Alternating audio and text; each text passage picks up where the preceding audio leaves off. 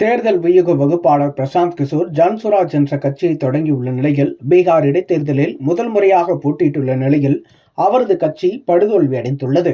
இந்த இடைத்தேர்தலில் 4 தொகுதிகளிலும் பாஜக வென்றுள்ளது. 3 தொகுதிகளை இந்தியா கூட்டணி இழந்துள்ளது.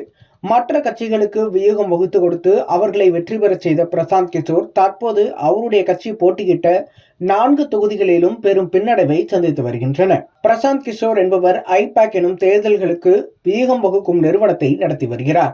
கடந்த 2019 ஆண்டு நடந்த ஆந்திர சட்டசபை தேர்தல், 2021 ஆண்டு நடந்த தமிழக சட்டசபை தேர்தல் என பிரசாந்த் கிஷோர் வியூகம் வகுத்து கொடுத்து அந்த கட்சிகள் ஆட்சியை பிடித்துள்ளன. மேற்கு வங்கத்தில் திரிணாமுல் காங்கிரஸ் கட்சிக்கு சட்டசபை தேர்தல் வியூகங்களை வகுத்து கொடுத்தார். அந்த கட்சியும் அமோக வெற்றி பெற்றது. அதன் பின்னர் இனி தேர்தல் வியூகங்களில் ஈடுபட போவதில்லை என அறிவித்த பிரசாந்த் கிஷோர் பீகாரில் முழுநேர அரசியலில் ஈடுபட போவதாகவும் அறிவித்துள்ளார்.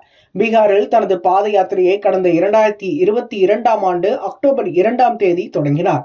பீகார் முழுவதும் 3000 கிலோமீட்டர் பாத யாத்திரை சென்ற பிரசாந்த் கிஷோர் அடுத்த ஆண்டு 2025 ஆண்டு நடைபெறும் பீகார் சட்டசபை தேர்தலில் 243 தொகுதிகளிலும் போட்டியிடுவேன் என அறிவித்திருந்தார். இந்த நிலையில் ஜன்சுராஜ் என்ற கட்சியை தொடங்கியிருக்கிறார். பீகாரில் உள்ள முஸ்லிம்களும் பட்டியல் சமூக மக்களும் ஜாதி மத அடிப்படையில் வாக்களிப்பதை நிறுத்திவிட்டு தங்களின் குழந்தைகளின் எதிர்காலம் கருதி வாக்களிக்க வேண்டும் என பிரசாந்த் கிஷோர் வேண்டுகோள் விடுத்துள்ளார்.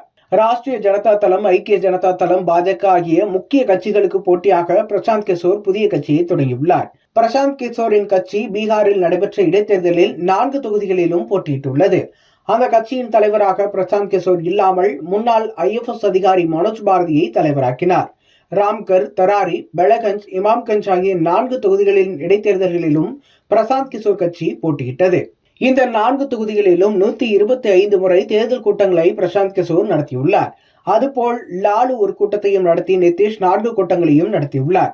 ஒவ்வொரு முறையும் தனது கூட்டத்தில் பிரசாந்த் கிஷோர் பேசுகையில் 30 ஆண்டுகளுக்கு மேலாக பீகாரை நிதிஷும் லாலுவும் மாறி மாறி ஆட்சி செய்தனர். அவர்களது நேரம் முடிந்துவிட்டது.